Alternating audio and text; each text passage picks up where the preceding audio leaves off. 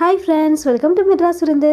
நம்ம இன்னைக்கு நல்ல முறுமுறுன்னு சுவையான கியூட்டான ஒரு ஸ்நாக்ஸ் தான் பார்க்க போறோம். இந்த ஸ்நாக்ஸ் பார்க்கிறதுக்கு நிலா மாதிரி இருக்கு பாருங்க, ஆஃப் மூன் மாதிரி, முந்திரி பருப்பு மாதிரியும் இருக்கு. ரொம்ப கியூட்டா இருக்கு பாருங்க பார்க்கிறதுக்கு மட்டும் இல்ல, நல்ல முறுமுறுன்னு ரொம்ப சுவையா இருக்கும். இந்த ஸ்நாக்ஸ் கோதுமை மாவும் பாசிப்பருப்பு சேர்த்து செஞ்சிருக்கனால நல்ல ஒரு ஹெல்தியான ஸ்நாக்ஸாவும் இருக்கும். இந்த நிலா ஸ்நாக்ஸ் பாருங்க, நடுநடுல லேயரா இருக்கு. பாக்கும்போது உங்களுக்கே தெரியும். அந்த லேயருக்கு நடுவுல பாத்தீங்கன்னா மசாலா எல்லாமே போய் நல்ல முறுமுறுன்னு ரொம்ப சூப்பரா இருக்கும். வாங்க எப்படி பண்றதுன்னு வீடியோக்குள்ள போய் பார்க்கலாம். ஒரு கப் அளவுக்கு பாசிப்பருப்பு எடுத்துக்கங்க. இந்த பாசிப்பருப்புல தண்ணி சேர்த்து நல்லா 2-3 டைம் நல்லா வாஷ் பண்ணிக்கணும். இப்போ பாருங்க, நான் தண்ணி சேர்த்து நல்லா 2-3 முறை வாஷ் பண்ணிக்கிறேன். இப்போ 2-3 டைம் வாஷ் பண்ணியாச்சு. இப்போ மறுபடியும் தண்ணி சேர்த்து 2-3 மணி நேரம் வரைக்கும் இந்த பருப்பு நல்லா ஊறணும். பருப்பு ஒரு 3 மணி நேரம் வரைக்கும் நல்லா ஊறிடுச்சுன்னா பருப்பு நல்லா உபரியும் கொடுக்கும். அரைக்கும் போது நல்லா சாஃப்டாக அரையும். இப்போ பாருங்கள், மூடி வச்சிடுறேன். 3 மணி நேரம் ஆயிடுச்சு. இப்போ ஓப்பன் பண்ணி பார்க்கலாம். பருப்பு பாருங்கள் நல்லா உபரியாக இருக்குது. இப்போ ஒரு பருப்பு எடுத்து உடைச்சி காமிக்கிறேன் பாருங்கள், எந்த அளவுக்கு நல்லா சாஃப்டாக ஊறி இருக்குன்னு. நல்லா 2ஆக உடைஞ்சிருச்சு பாருங்கள். இப்போ இந்த பருப்பை வந்துட்டு மிக்ஸி ஜாரில் சேர்த்துக்கலாம். தண்ணி வடிகட்டி தான் சேர்க்கணும். இப்போ இது கூட 2 பச்சை மிளகாய் சேர்த்துக்கோங்க. அரைக்கும் போது தண்ணி கொஞ்சம் தேவைப்படும், அப்போ கொஞ்சமாக ஆட் பண்ணி அரைச்சிக்கோங்க. இப்போ பாருங்கள், பருப்பு நல்லா அரைச்சாச்சு. ரொம்ப சாஃப்டான அரைக்கணும்னு இல்லை, லைட்டாக கொரப்பாக அரைச்சிக்கோங்க. லைட்டாக கொரப்பாக அரைக்கும்போது பார்த்தீங்கன்னா ஸ்நாக்ஸ் நல்லா முறுமுறுன்னு வரும். இப்போ பாருங்கள், பார்க்கும்போது உங்களுக்கே தெரியும், இந்த அளவுக்கு தான் அரைச்சிக்கணும். இப்போ இது ஒரு பவுலில் ட்ரான்ஸ்ஃபர் பண்ணிவிடுங்க. இப்போ பாருங்கள், இது கூட 1 ஸ்பூன் அளவுக்கு சீரகம் சேர்த்துக்கோங்க. இது கூட 1 ஸ்பூன் அளவுக்கு ஓமம் சேர்த்துக்கோங்க. எப்போ ஓமம் சேர்க்கும் போதும் கையில் நல்லா க்ரஷ் பண்ணி விட்டு தான் சேர்க்கணும். அப்போ தான் ஓமத்துடைய ஃப்ளேவர் வந்துட்டு நல்லா அதிகமாகும். அப்போ ஸ்நாக்ஸ்க்கு பார்த்திங்கன்னா நல்ல ஒரு ஃப்ளேவர் கிடைக்கும். இப்போ பாருங்கள், இதே மாதிரி தான் நல்லா இப்படி க்ரஷ் பண்ணி விட்டு சேர்க்கணும். இப்போ இது கூட 1/4 ஸ்பூன் அளவுக்கு மஞ்சள் பொடி சேர்த்துக்கோங்க. மஞ்சள் பொடி சேர்க்குறதுனால இந்த ஸ்நாக்ஸ் நல்ல ஒரு கலர் கிடைக்கும். இது கூட தேவையான அளவுக்கு உப்பு சேர்த்துக்கோங்க. இது கூட 3 டேபிள் ஸ்பூன் அளவுக்கு எண்ணெய், 1 டேபிள் ஸ்பூன் அளவுக்கு நெய் சேர்க்க போகிறேன். இதே உங்களுக்கு ஆயில் சேர்க்க வேண்டாம்னா அதுக்கு பதில் 4 டேபிள் ஸ்பூன் அளவுக்கு நெய் சேர்த்துக்கோங்க. நெய் சேர்த்தோம்னா முறுமுறுப்பு கூட சேர்த்து நல்ல ஒரு ஃப்ளேவரும் கிடைக்கும். உங்களுக்கு எப்படி கன்வீனியண்ட்டாக இருக்கோ அதுக்கேற்ற மாதிரி ஆட் பண்ணிக்கோங்க. இப்போ நம்ம சேர்த்துருக்க இந்த மசாலா பொருட்கள் எல்லாமே ஒரே ஈவனாக மிக்ஸ் பண்ணி விட்டுக்கணும்.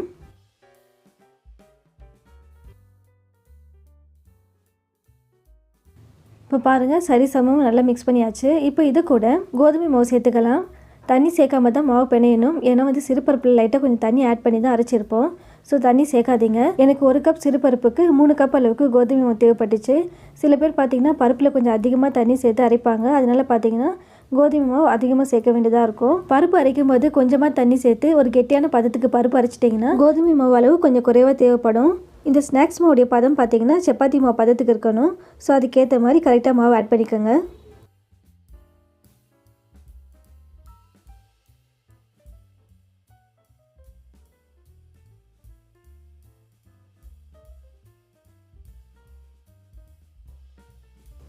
இப்போ பாருங்கள், சப்பாத்தி மாவு பதத்துக்கு மாவு பிணைஞ்சாச்சு. இப்போ இது ஒரு ஓரமாக இருக்கட்டும். ஒரு 5-10 நிமிஷம் அளவுக்கு அந்த மாவு ஊறட்டும். 3 ஸ்பூன் அளவுக்கு நெய் எடுத்திருக்கேன். இது கூட 3 ஸ்பூன் அளவுக்கு கார்ன்ஃப்ளவர் மாவு ஆட் பண்ணிக்கோங்க. கார்ன்ஃப்ளவர் மாவு இல்லைன்னா அதுக்கு பதில் மைதா மாவு கூட ஆட் பண்ணிக்கலாம். இந்த ரெண்டையுமே நல்லா ஒரு பேஸ்ட் பதத்துக்கு மிக்ஸ் பண்ணி விட்டுக்கோங்க. எதுக்காக இந்த பேஸ்ட்டுனா, ஸ்நாக்ஸ் மாவு திரட்டும் போது ஒன்றுக்கு மேலே ஒன்று வச்சு லேயர் மாதிரி தான் திரட்ட போகிறோம். ஸோ அதுக்காக இந்த பேஸ்ட்டு தேவைப்படும். இப்போ பாருங்கள், நல்லா ஒரே ஈவனாக மிக்ஸ் பண்ணியாச்சு. இப்போ இது ஒரு ஓரமாக இருக்கட்டும். இப்போ பாருங்கள், மாவு ஒரு 10 நிமிஷம் அளவுக்கு ஊறி இருக்குது. நல்லா சாஃப்டாக இருக்குது பாருங்கள். இதை சிலிண்டர் ஷேப் பண்ணிக்கோங்க. சிலிண்டர் ஷேப் பண்ணிவிட்டு இதுலேருந்து ஒரு 4 உருண்டை எடுத்துக்கோங்க. கொஞ்சம் பெரிய சைஸ் உருண்டையாக எடுத்துக்கோங்க. அப்போ தான் வேலை கொஞ்சம் சீக்கிரமாக முடியும். இப்போ இந்த உருண்டையை ரவுண்ட் ஷேப் பண்ணிக்கோங்க. இப்போ ஒரு உருண்டையை வச்சு திரட்டிக்கலாம். ரொம்ப மெல்லிசாலாம் திரட்டக்கூடாது, கொஞ்சம் கனமாக தான் திரட்டிக்கணும்.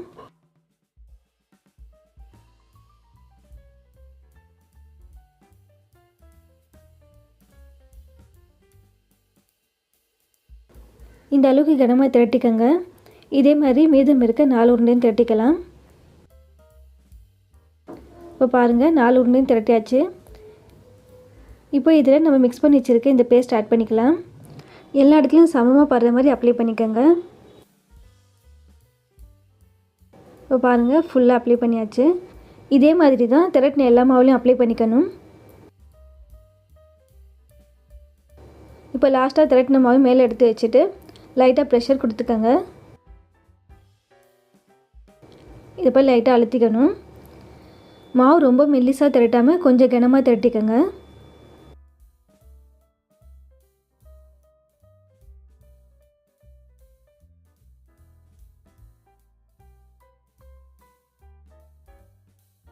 இப்போ பாருங்கள் ஃபுல்லாக நல்லா திரட்டியாச்சு.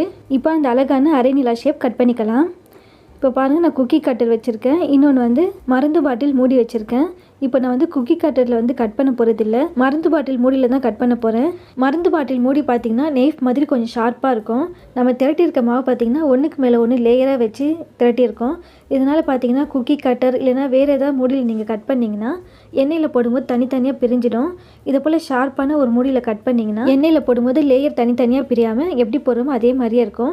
லைட்டாக மட்டும் ஓப்பன் ஆகி ஒரு அழகான டிசைனில் இருக்கும். நடுவில் அந்த லேயர் இருக்கிறனால சாப்பிடும்போது பார்த்திங்கன்னா நல்லா க்ரன்ச்சாக இருக்கும். அது மட்டும் இல்லாமல் நம்ம லாஸ்ட்டாக சேர்க்க போகிற அந்த மசாலா பவுடரும் அந்த லேயர் உள்ளனா போகும். ஸோ சாப்பிடும்போது பார்த்திங்கன்னா ரொம்ப சுவையான ஒரு ஸ்நாக்ஸாக கிடைக்கும். மருந்து பாட்டில் மூடி யூஸ் பண்ணும்போது நல்லா வாஷ் பண்ணிவிட்டு ஒரு முறை சுடு தண்ணிலையும் வாஷ் பண்ணிக்கோங்க.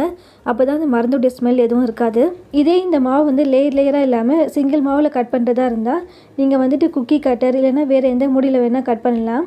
இதை மாதிரி ஷார்ப் மூடியில் தான் கட் பண்ணணும்னு அவசியமே இல்லை.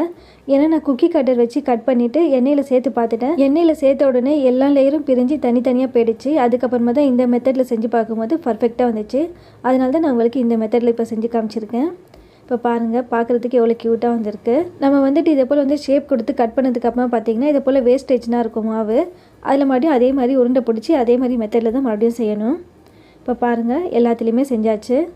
பாருங்கள் பார்க்குறதுக்கே எவ்வளோ அழகாக இருக்குன்னு. ஒரு நிலா பார்க்கும்போது கொள்ள அழகு இருக்கும். இங்கே பாருங்கள் எவ்வளோ நிலா இருக்குன்னு, பார்க்குறதுக்கே க்யூட்டாக இருக்குல்ல. சரி வாங்க இப்போ இதை ஃப்ரை பண்ணிக்கலாம். எண்ணெய் சூடானதும் இந்த ஸ்டவ் லோ ஃப்ளேமில் வச்சுடுங்க. ஏன்னா இந்த ஸ்நாக்ஸ் வந்து லோ ஃப்ளேமில் வச்சு தான் ஃப்ரை பண்ணணும். இப்போ பாருங்கள் நல்லா பொரிஞ்சிட்டு வருது.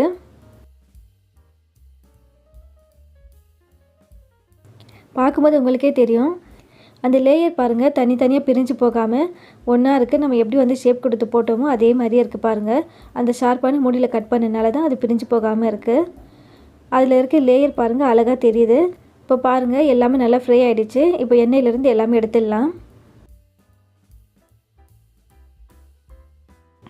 இந்த ஸ்நாக்ஸில் உங்களுக்கு எதாவது டவுட்ஸ் இருந்தாலும் கமெண்ட்ஸில் கேளுங்க. இப்போ பாருங்கள் எல்லாமே எடுத்தாச்சு. இப்போ இது எல்லாமே ஒரு பவுலில் ட்ரான்ஸ்ஃபர் பண்ணிடலாம்.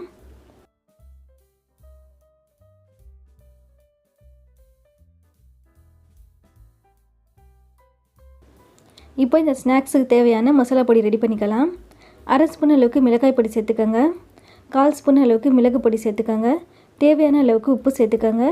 உங்கள்கிட்ட சாட் மசாலா இருந்துச்சுன்னா ஒரு அரை ஸ்பூன் அளவுக்கு சாட் மசாலாவும் சேர்த்துக்கோங்க. அதோடைய ஃப்ளேவர் ரொம்ப நல்லாயிருக்கும்.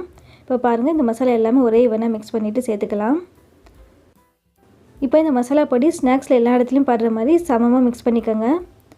இதை போல் சேர்த்துட்டு நல்லா குலுக்கி விட்டிங்கன்னா எல்லா இடத்துலையும் ஒரே ஈவனாக மிக்ஸ் ஆகும்.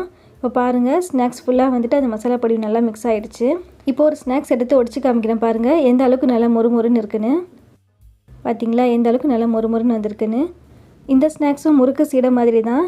டைட்டான ஏர் கண்டெய்னர் பாக்ஸில் ஸ்டோர் பண்ணிங்கன்னா ரொம்ப நாள் வரைக்கும் ஸ்டோர் பண்ணி சாப்பிட்லாம். ரொம்ப சுவையாகவும் மொறுமொறுன்னு இருக்கும். இதை போல் செஞ்சு கொடுத்தீங்கன்னா குட்டீஸ்னால் விரும்பி சாப்பிடுவாங்க. கண்டிப்பாக நீங்கள் ஒரு மாதிரி வீட்டில் ட்ரை பண்ணி பாருங்கள். ட்ரை பண்ணி பார்த்துட்டு எப்படி இருக்குது நீங்கள் கூட கமெண்ட்டில் ஷேர் பண்ணிக்கோங்க. ஃப்ரெண்ட்ஸ், ஃபேமிலி, ரிலேட்டிவ்ஸ் வேறு யாருக்காவது இந்த ரெசிபி தேவைப்பட்டாலும் இந்த வீடியோ ஷேர் பண்ணிவிடுங்க. மறக்காமல் நம்ம மெட்ராஸ் விருந்து சேனலுக்கும் சப்ஸ்கிரைப் பண்ணிக்கோங்க. தேங்க்யூ.